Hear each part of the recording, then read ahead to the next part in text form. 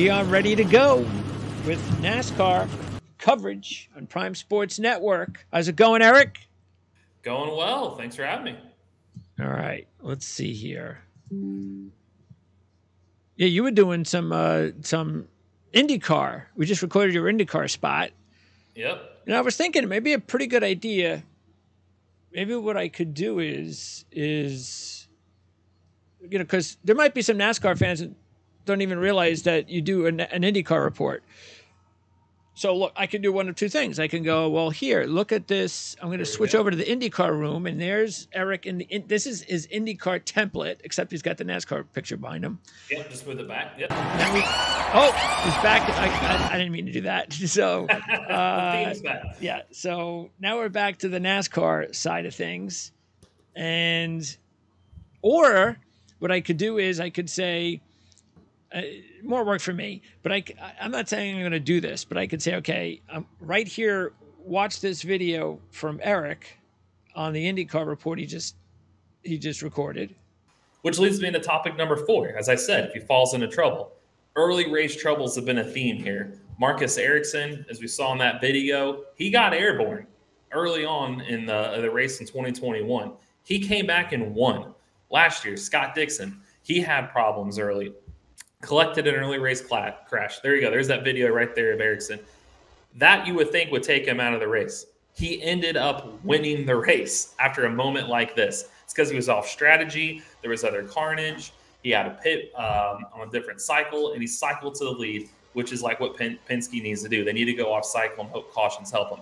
With him ending up winning that race, which was remarkable, Scott Dixon, he didn't get airborne, but he had to pit multiple times for repairs last year. He restarted outside the top 20 near the mid-race mark, and he ended up winning.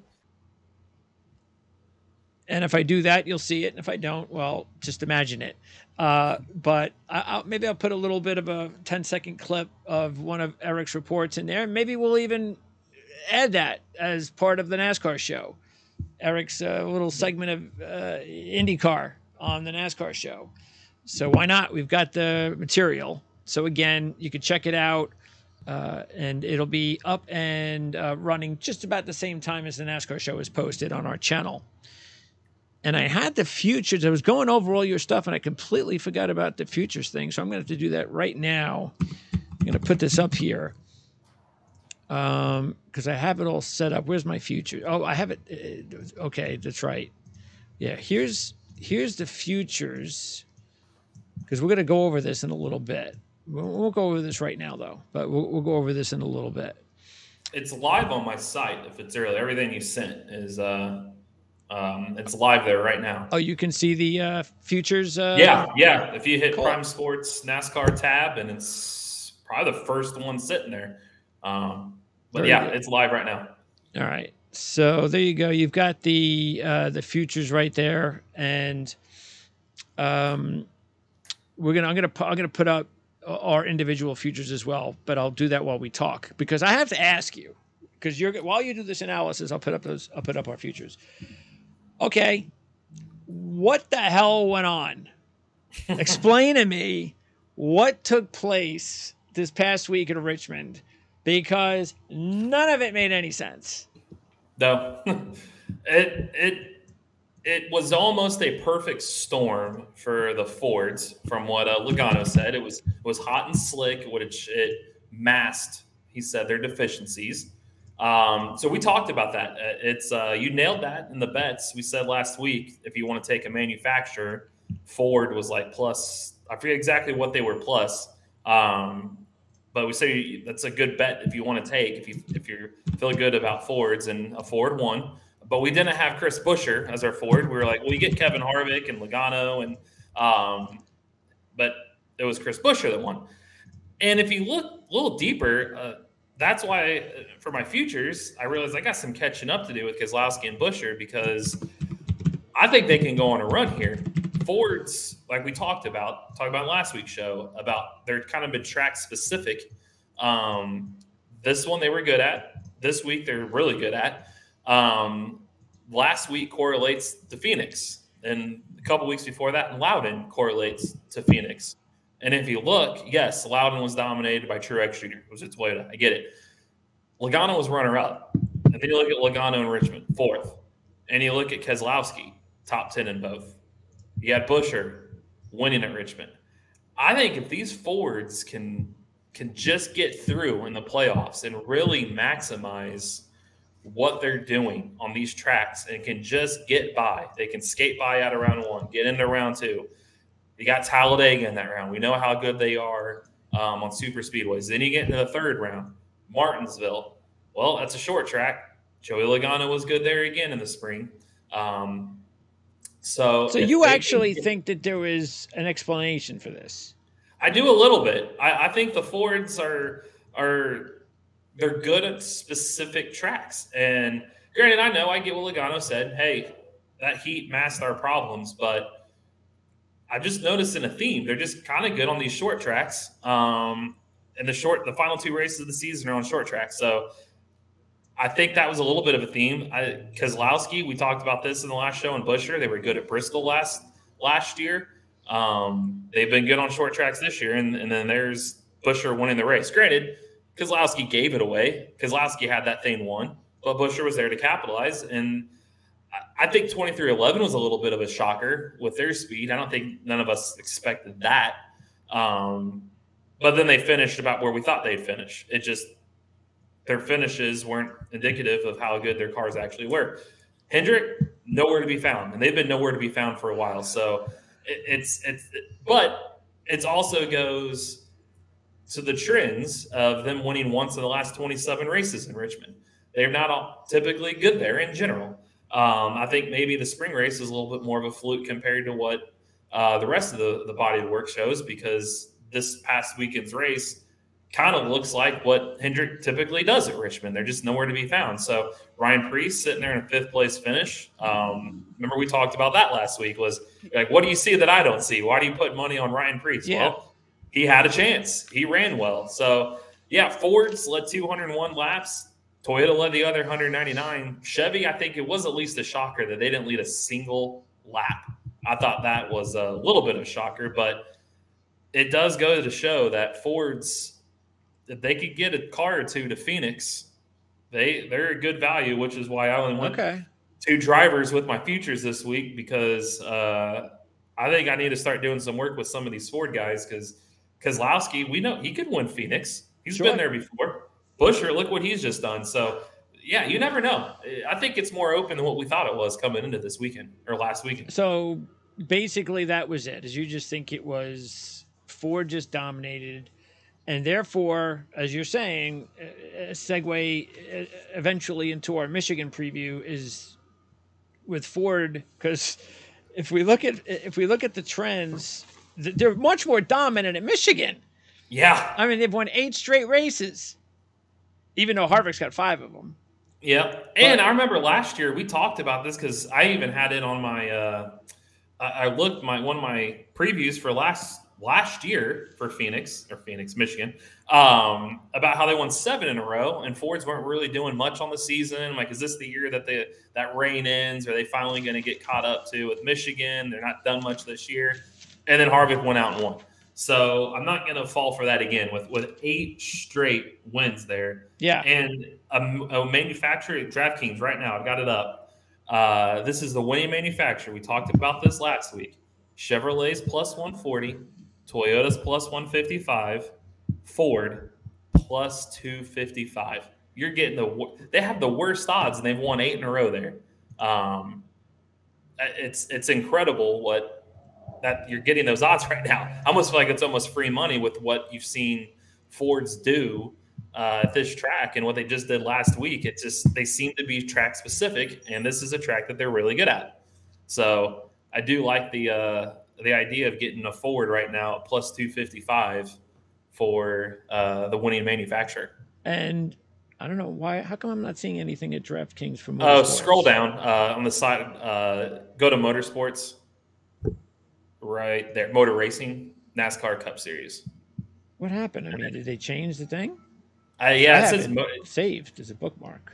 Yeah, they switched the name from motorsports to motor racing. Oh, but if you is that what they did? Okay. Yeah, I don't know why. That's new. If you hit team props right there, it'll show you those odds I was looking at. Wait. What? Come on now. How is that even possible?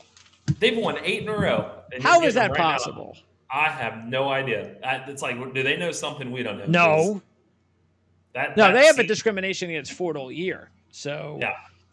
That's I'll crazy. take that. I can't imagine. Yeah. I'll look at my sports book. I just can't imagine the sports book is. Maybe they are. I mean, yeah. How can that not be the bet of the week right there? Yeah, plus 255. They are 3 out of 3 for a track they've won 8 straight at, and they were down last year entering this race, and they won. Nothing's changed. I don't feel like between last year and this year, because if you look at the big picture, oh yeah, Ford looks down. But if you look at the tracks they won at speed tracks. They just won at a short track. They're doing good things that tracks are supposed to be good at. So wouldn't you think they would do good at a track that they're always have been good at? I just think that was baffling that you can get them for those odds right now. Yeah, it's crazy. But hey, we'll take advantage. So for sure. And if we lose, we lose. But we've got the odds on our side. That's for sure. Bubba had a good week as well. And he was driving, of course, a Toyota, and Reddick was also in a Toyota, and they both led around 80 laps. They just couldn't finish. And both Bubba and Reddick, even though they didn't finish in the top 10, they were both coming in pretty strong. I mean, Wallace he's cooled off a little bit, but in his last 3 races, he's kind of getting back into contention a little bit. Whereas Reddick, yeah, he was. We talked about him being. Was that the race last week when we talked about he was trending and all he had to do was win? Yep, this is the one. So he actually almost still pulled that off, but didn't, obviously. All right, now Keselowski's. So let's take a look at what happened with Keselowski here. So this is the pit stop that screwed him, huh? Yep. See how he pit there? Just an awkward angle. What is that? Man, I don't know what he was doing. I mean, that right there, that cost him the win. As you see, there's 115 to go. So he had this stop and one more. He was leading, entering that stop. How many spots did he lose? 4. He went from leading to 5th, and he was 6 seconds back. That right there cost him the race. It's like, dude, how do you pull into a pit like that? Like I don't understand. I don't know what he was thinking. As you see there, he even had a clear pit box. There's no pit box before his.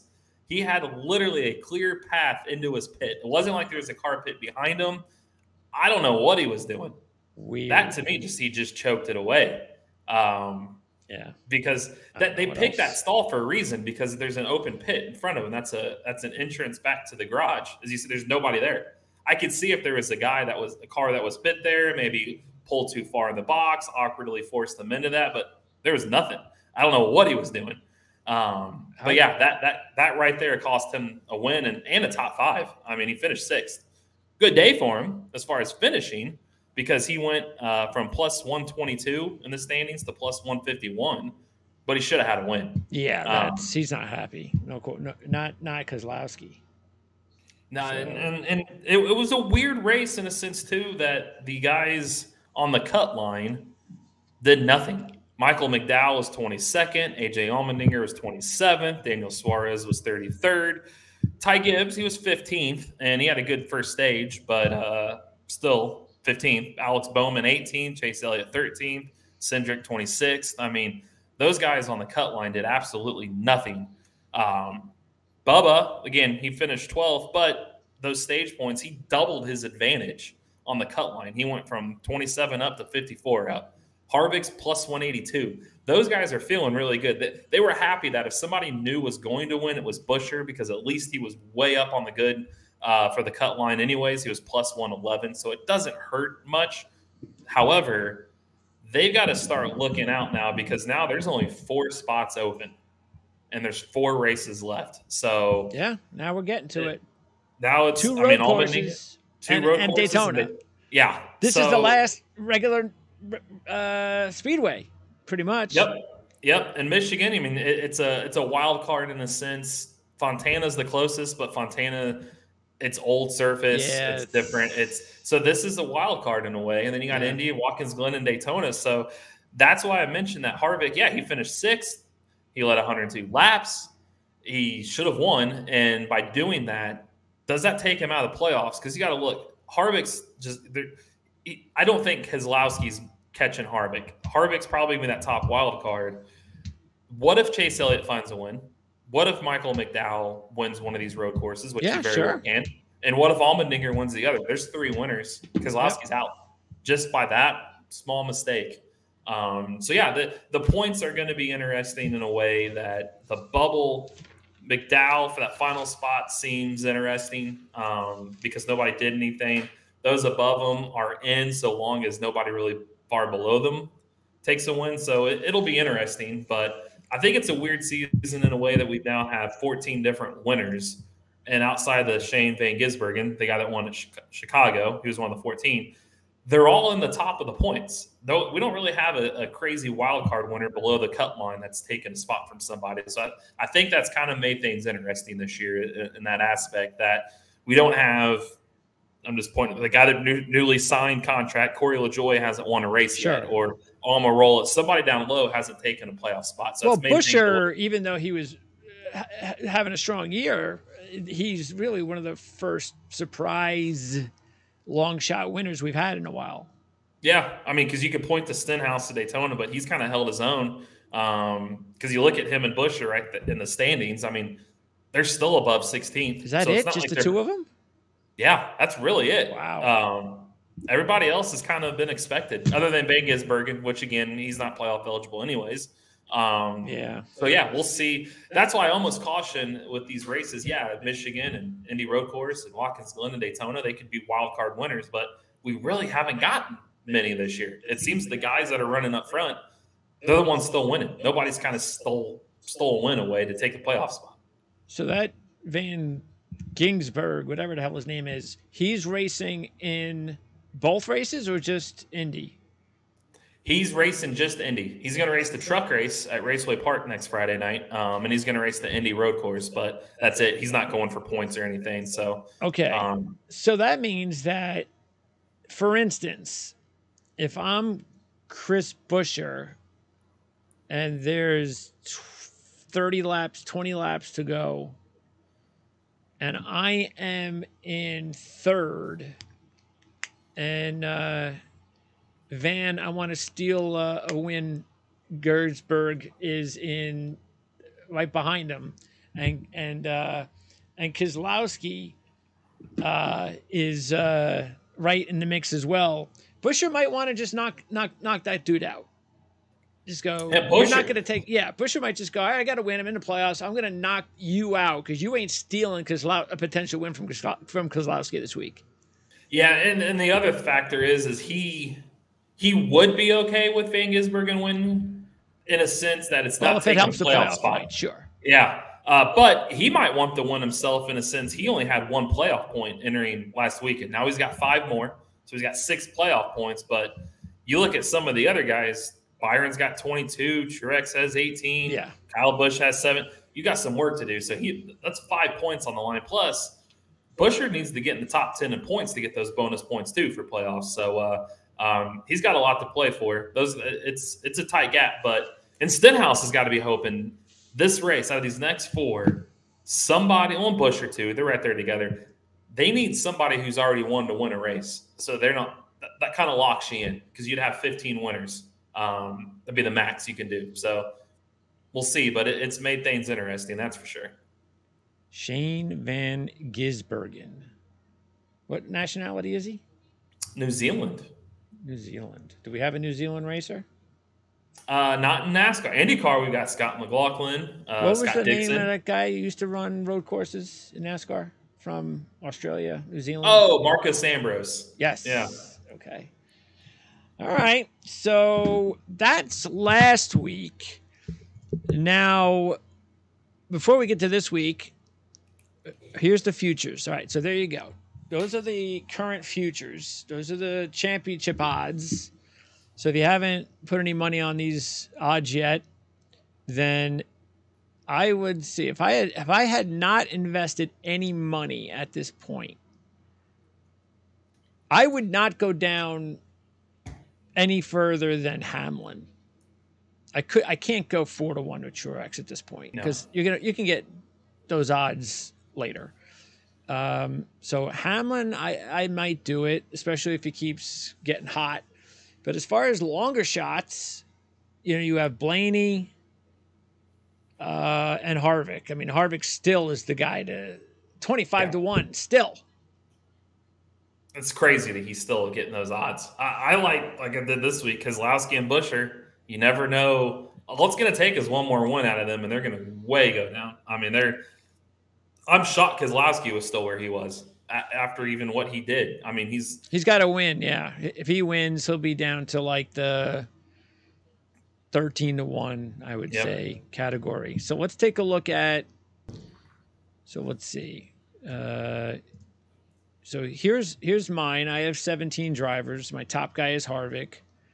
No surprise, Blaney and Hamlin. Those have been my guys. So I've invested $13,700, meaning any driver over that number or right around, say Bowman, Chastain. That's how I would make money, but we still have a little bit to go. And we can invest more money once the playoffs begin. So extra 100 a week or round? I thought it was round. I think it's 100 per round. So it'd be 200, then 300. Yeah, I think that's what it was last year. Okay. And then, so that's mine. Now we'll go, so CJ's, he's got only 12, and he's invested 12,100. So he's got Hamlin, Kyle, Larson, Byron, Bell. So he's, he's catching up with Truex. He does not like Harvick. So much so that he didn't even bet Harvick this week. I don't know what's up with CJ and Kevin Harvick. What does he not like about Kevin Harvick? Drama there? Yeah, what's that about? And then Eric, he also has 16. He's invested 22,000, almost 23,000. And there's Keselowski and Buescher right there. Have to catch up on a steal. That's why those other guys' odds I've noticed haven't really changed much. So I'm like, these next couple weeks I need to get a little bit of catch. I feel good, Blaney, Ford. Chastain, we'll see if he can get there. He's not running worth the damn. Truex would kill you right now. He would. I need to catch up with Truex because those bottom three, I'm going to probably start, and probably even Larson. I need to wager less drivers. That's 400, but gain more on them because, because some Bell I'm close with. I guess Bell I probably need to do a couple more just to get him over. Hamlin's close, but Harvick would win me a lot. Briscoe, I mean, I got 30 grand on him right now, but he was the worst at his Stewart Haas camp last week. I just don't know if I trust a deep run out of him. But hey, he's starting to turn it around just a little bit. Yeah, actually, it's $100 of race in the playoffs. Oh, is it? Oh, okay. So we go, and then it culminates with the championship race where we could actually invest as much as $2,000.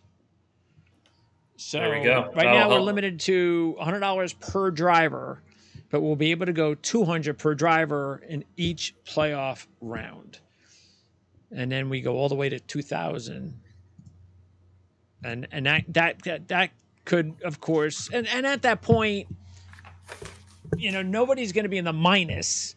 So, at least if we need to, if you need to double, hey, maybe your driver's 2-1, you can double it for 2,000. But you got a $4,000 kind of deal there where you could still have time. So that's why even though Truex is even though you're down 11,000 with Truex, you have time. You have more than enough time. If that's the guy you're zeroing in on, that's the thing. Because, at some point you do have to strategize which one are you going to invest more on than the other. Because you have Byron, Larson, and Truex in that situation. Even Kyle a little bit less than you'd want. Yep. Yeah, because I got kind of heavy with some of the guys up top that looked good early, like Chastain. I mean, granted, it's Logano flipped it on last year, but I don't. Yeah, he's in the positive right now, and he doesn't look like he's a championship front runner. Where I wish I'd have Byron or Larson or somebody like that in that position instead. But yeah, there's time. There's definitely some time left. All right. Where am I? What did I just do? All right, I thought I did something stupid. Okay, so let's preview this week's race. And by the way, the $400 CJ invested this week in his futures and the $200 you invested this week in your futures were the lowest that you guys have invested all year. Yeah. Your previous low was 800 3 times.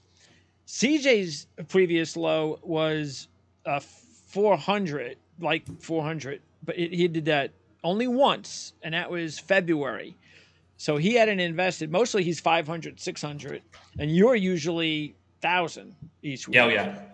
Yeah. So, I'm usually go with the same guys, but yeah, this one I was like, I better do some catching up with these two because they showed me something. Okay. Let's first predict how many do you think we all agreed on this week? I'm going to say it's got to be like 1 to 2. I'll go 1. 3. 3? Oh, even more. Okay. You and I have 6, but the 3 of us have 3. I would say, well, you said CJ didn't take Harvick, so it's going to be him. Hamlin? Yes, that's 1. Blaney? CJ did not take Blaney. Oh. Wait, you did not take Blaney. Oh, that's right. I took him off. I had him. I readjusted. I took him off when I saw him plus 11. Wallace? No. CJ did not take Wallace. Larson? No. I did not take Larson. Logano? Yes. We all took Logano. And the last one. Probably Keselowski. Would it be Keselowski? Yep. Keselowski. So we all have Hamlin, Logano, Keselowski. You and I, we all had also Wallace and Almirola.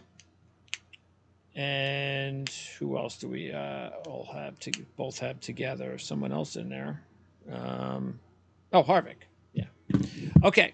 So, yeah, because look, there's 6 now. Interesting thing is there are 6 drivers at 7 and 8 to 1, meaning that at any sports book, any one of those drivers could be the favorite. That's how close it is. The good news is that nobody's 4 to 1, or 5 to 1, or 3 to 1. So the lowest number right now you're getting is 7 to 1, maybe at a sports book it's 6 to 1. So that's good. When I take a look at these drivers now, again. You went ahead with 3 out of the 6. I went with 2 of the 6. We both went with Hamlin. The only difference was you put money on Larson, and I did not. So let's go with Kyle and Byron and Truex first. We did not put money on those 3. Now, Kyle is coming off to win a Fontana, so that could mean something. But when you look at Michigan, he's won once in 34 races. And he's only led 279 laps there, which is not very good. And he's only led 24 laps in his last 6 races there. So you have Fontana's win, and you had 9 straight top 10s at Michigan heading into last year with the new car, and he had a crash early on lap 24, I believe it was, and he was in a good position in starting the race. So he had a fast car. Crashed early. What would have happened if he didn't crash? Who knows? 3rd last week. All right, maybe we can see why he's 7 to 1, but there were reasons to pass. I gave you those. Byron has a runner-up a couple years ago, but he really hasn't done much else. Didn't do well at Fontana. And remember now, he's one top 5 in his last 8, still with that 1 top 5 being the win he stole at Atlanta. And Truex, 11th at Fontana, has never won at Michigan with only 275 laps led. Never. And he's with these other, favorites. And I understand why. 6 straight top 10s at Michigan, 4 top 5s, but he hasn't led a lap there in his last 4 races. So you can see some of the reasons why we did not take those 3 drivers. Yeah, Truex, I have no doubt in my mind, is probably a top 10 guy. And I think he's a better play, plus 100 for a top 5. But in win, as you said, he's 0 for 32. He's never won there. And if he hasn't won the previous 32, what makes me think he's going to win the 33rd when he can get better odds for better drivers? Byron, as you said, one top 5 his last 8 on the season. He's also got one top 5 in his last 8 at Michigan. He just doesn't seem to be great there. He was 25th at Fontana this year, so that was an easy pun. And like Kyle, too, like you said, he's 1 for 34 at Michigan. I don't see him going 2 for 35. So for those odds, like I could get better odds elsewhere by – granted, I wouldn't be shocked if Truex or Busch won, but not for those kind of odds. That's by the way, that is one. Let me total this 42, 74. That's 1 for 74 between Kyle, Truex, and Byron. Yeah, not great odds when they're coming in. Not when they're the odds that they are. Not when you could have taken the others. Like we both went with Hamlin at 7-1 and Harvick at 8-1. Hamlin right now is dialed in. He has not been dialed in all year, so he's dialed in. When he's dialed in, you got to go with him, even though. He doesn't have like some great history here. It's okay, but he's only led 262 laps there. Nothing great, but he has won a couple times. He does have 11 top 5s. Third last year with the new car. Led 38 laps, which is the second most he's ever led at Michigan since his win in 2010, I believe it was, when he had 123 laps led in that race. He's 6th or better in 5 straight at Michigan. And he also was 6th at Fontana to boot. And then you take a look at Harvick, and come on. I mean, I don't know what CJ is smoking, but I don't know how you don't bet Harvick. It doesn't mean it's going to guarantee him a win, but it's just he's at the number that we've seen him at several times this year, 8-1. We've seen him at 8-1 before. Why is he still 8-1 here when the guy has won? How many? He's got 5 out of 7? Yeah, 5 of the last 7. 6 top 2s in his last 8 there. 6 runner-ups. Yeah, he's got 6 runner-ups and 5 wins in his last 18. And I think we could agree he's better now than he was early in the season. And early in the season, he had a top 5 in Fontana. So, yeah, he's got 3 straight top 10s. 2 of them were 4th on the season. So, yeah, that's a no-brainer for me. Plus, you could get him at plus 110 for a top 5 and plus 250 for a top 3. And we talked about him being the top 2. That plus 250 is – you could take that in the Ford plus 250 to win and laugh all the way to the bank at that just – I'm shocked he's got the same odds as William Byron for his success there. Just astonishing. But, yeah, you can't go wrong with Kevin Harvick this weekend. Now, the only one we disagreed on was Larson. And as far as the favorites, he has 3 wins here, which is good. He won them all, 17 and 16. He swept 1 year. But what I look at is a couple things. Well, he didn't fare well at Fontana, if you want to throw that in, fine. But he's led over 7 laps just 3 times out of 14 races. And he's back to being inconsistent. Now it's back again to, if you look at it, his last 4 races, 3 of them have been 19th or worse. So he was hot. I gave him an excuse after Atlanta. Fine, back to 3rd at New Hampshire. But now it's 2 straight weeks of bad. The 36 at Atlanta makes it 3 out of 4. And now I'm back to being, okay, I got to stay away from him for now. Yeah, he scared me, but these are his best tracks, are these 2-mile Fontana and Michigan tracks. And then I looked at, he was going for the win at Pocono for Hamlin, squeezed him. So that should have been a top 2. What happened to him at Fontana? Do you remember? I think he get caught up in a wreck or did he have he had engine problems. He had problems early. I remember they kept pitting. He had like some kind of mechanical problem. So that was something out of his doing. It happened early in the race too. That's the 8th time he's finished. 9th time he's finished 19th or worse this year. Yeah, he's been way too inconsistent. So, granted, Richmond, I wasn't expecting much out of him, even though he did good there, won in the spring race. But I didn't expect him to come back and do much there because Hendrick hasn't done much. So, if you take Pocono, let's say that finishes where it should have been. Atlanta, we know he's never going to be good on a super speedway. You got to go back to Gateway, and he's got 4th, 8th, 5th, 4th. Atlanta was Atlanta. 3rd, top 2 at Pocono before getting wrecked. 19th at Richmond's not surprising. So I'm like, he's not He's not been terrible. 7-1, I thought, was a decent number for a guy that these are his best tracks. This is his bread and butter. If he comes out and he doesn't do anything, then I think it's almost time to start ringing the alarm bells for him. This is not a chance. Yes, this is not, because this should be a get right race for him, as good as he's been on 2 mile tracks. So we'll see.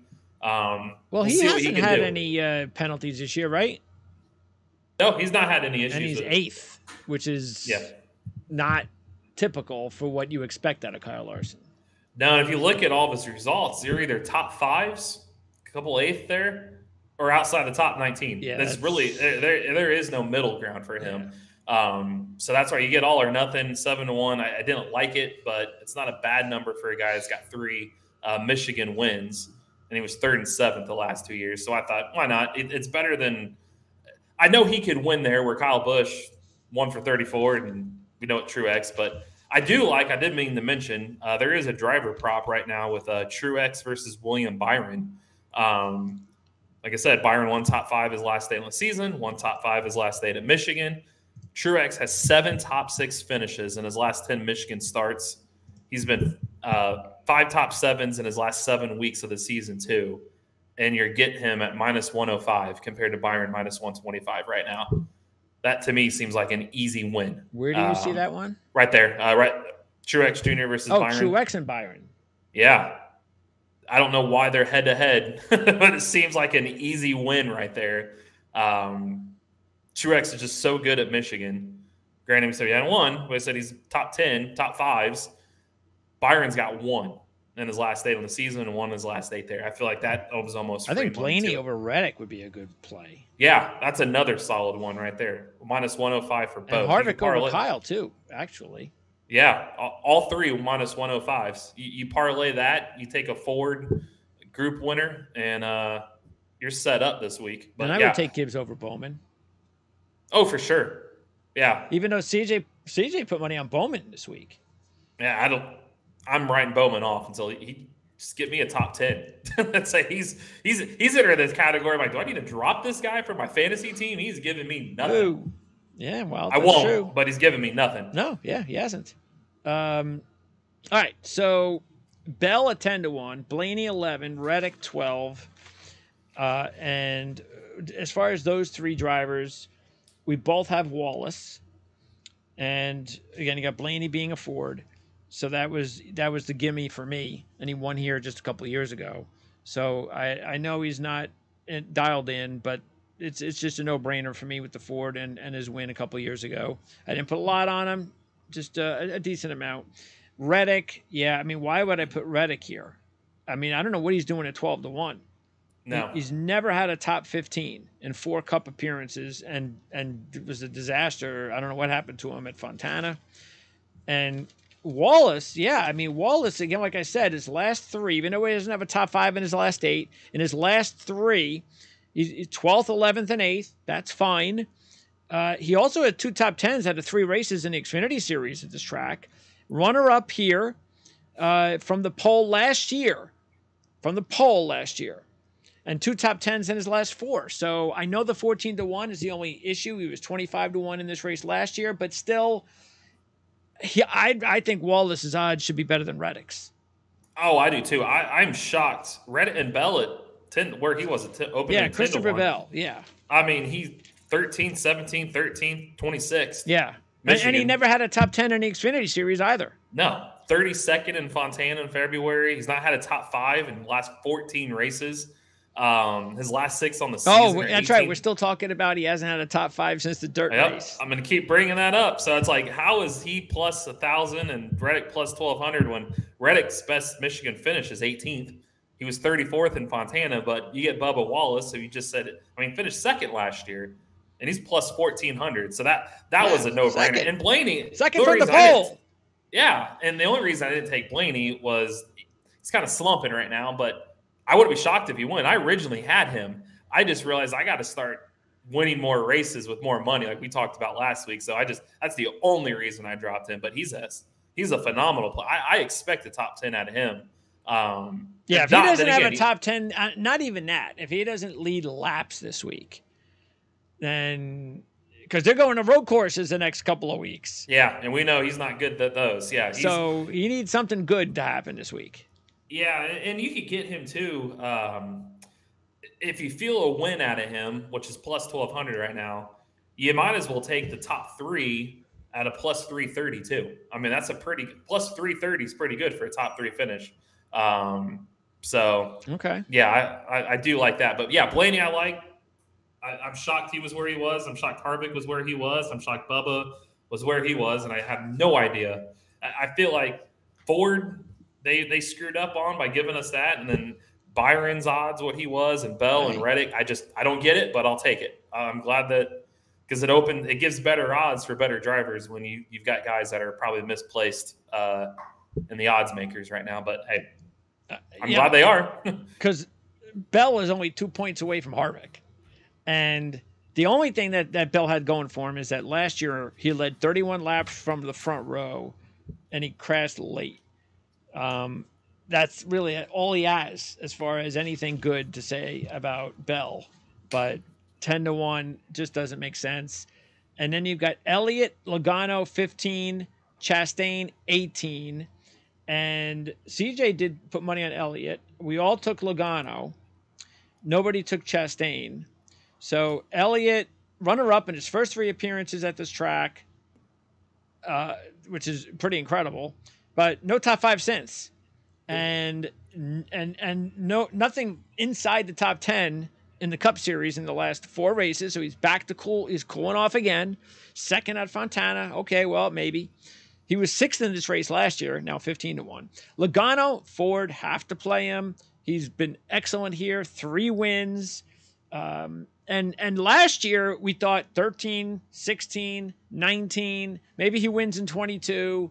Didn't do that, but let's keep in mind that you could still look at it where if he were to win because of the fact that the Michigan is not doing 2 races a year, it still kind of would be in the same kind of trend way, kind of every other last 7 deals. I mean, kind of like, okay, well, even though what happens if there would have been 2 races at Michigan? Maybe that would have worked out for him in 2022. So it just makes too much sense to go with Logano in a strong way, which you did.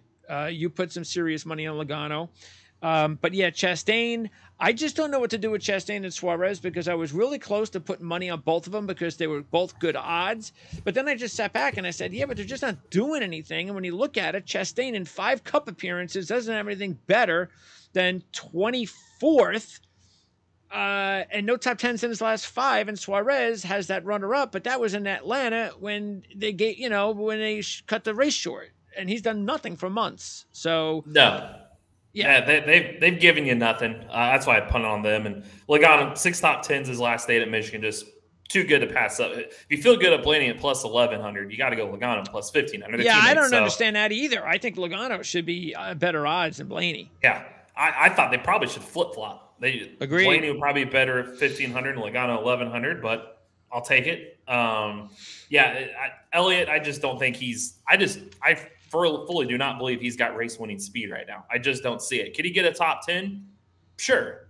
How much into the top 10 can he get? I just don't see it right now. I feel like they're down in the speed department in Michigan. You got to have speed to win, so I don't see it. By the way, does he now definitely have to win?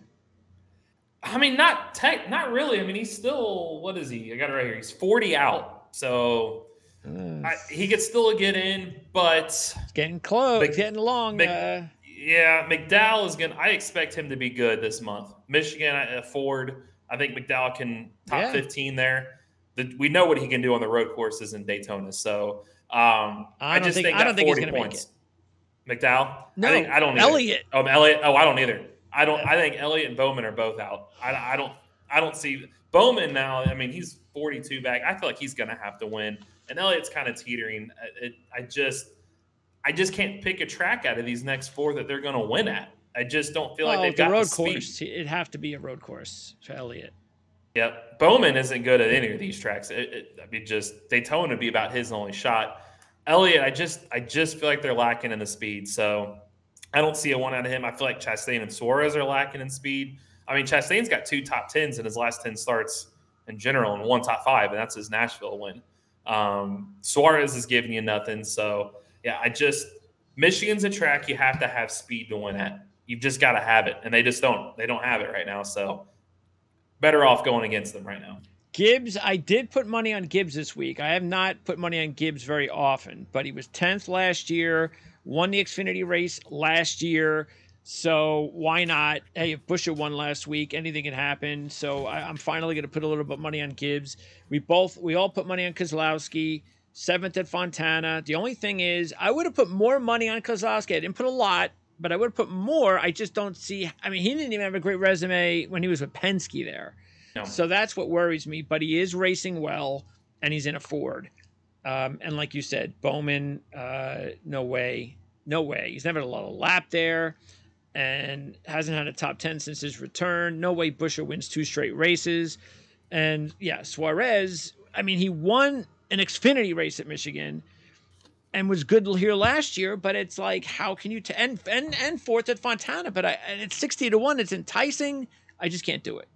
No, just too hard on him. Like I said, yeah, Bowman, no way. Keselowski, he's 0 for 25. He's never won there, so that scared me a little bit. But it's hard to overlook Ford. But Buescher won last week, and I don't think he had even led a lap there before, had he? No, he didn't. So that's where I had to go with him. And another guy that a really long shot, Eric Jones, 8th last year, 4 top 11s his last 6. I mean, 100-1. That's a good one to snag. And he's plus 900 for a top 5. I'm not saying he's going to get a top 5, but he's 100-1 to win the race. Maybe you should pick him up for Bowman. I contemplated. I actually contemplated Suarez for him. Oh yeah, Suarez. I think you're at the point now where I tell you what, it has to be this. This is it for this week. I mean, if he doesn't do well this week, that should be it. I was gonna give him through Indy because he was good on the Indy road course last year. His only wins on a road course. I was gonna give him into that, but we'll see what he does. Yeah, but it doesn't matter, right? Because no matter what he was good at last year, he's not good at this year again. It's just, exactly. If he's another sub 20th place finish, then it's time to move on. And Jones and Briscoe's starting to 2 top 11s his last 3. Yeah. I'm not saying he's going to be good here. Yeah, I'm not necessarily thinking he's going to come out and win Michigan, but if he gets another top 15, he's a candidate to replace Suarez with. Hell, I mean, if Bowman struggles, it may be we're dropping Bowman and Suarez and picking up Briscoe and Jones just for the points. And we both like Almirola. And look, he's driving a Ford. He was 8th last week. In the last month, he has been better. So yeah, we're driving a Ford. Why not? And I did Dillon just because of the fact he is teammates with Kyle, who won Fontana. He has a decent history at this track. He's finished 9th in 2 of his last 3 races, and he's got a win in the Xfinity Series at this track. I put $1 on him, but that's as far as I'd go. Yeah, it doesn't hurt to go low with him, but yeah. So, but Jones also, Briscoe, like you said, interesting. So those are a couple other super longs, and maybe even Preece. I mean, he was 5th last week, and he does have a top 10 at this track. Yeah, I mean, Ford, like I said, with Ford power, he's got some momentum. Again, these guys can go off strategy. Just bet the Ford drivers, man. Yep, just go bet Ford. Just go across the board with Ford, and you might have a win. Especially if you really think a Ford's going to win. Yeah, you could bet across the board. Just go all Fords. Yeah. Bet Ford to win. Not that many of those matchups. No, do a couple of those matchup picks we said, and you could be sitting pretty good coming into next week. And again, by the way, pole position matters. The last 17 winners, again, that's why speed matters here. 12 have come from the top 10, 10 from the top 2 rows, and 6 from the pole. So keep that in mind. But last year, with the new car, 16th position, the only thing was that was Kevin Harvick. Exactly. So you got to you definitely got to keep that in mind. So in other words, you know what? I'd like to see Kevin Harvick with another week qualifying session. Start 15th. Yep. You know, put the odds down even more. Give me that. I like that. Yep. All right, so we're out of here. Appreciate it as always. What did you say? What do the kids got? Sports? Football tonight. Football. Yeah, football tonight. Yeah. We mean on television or they're going somewhere?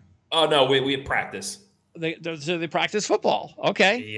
Very cool. Yeah. Their first day of school, and they're going to want to call and talk to me about it. And then I got to get him to practice here pretty soon. So, all right. And yeah. we'll keep reminding everybody about doing that live segment at Daytona. Hopefully we'll be able to figure that out as well. We still got a few weeks to go for that.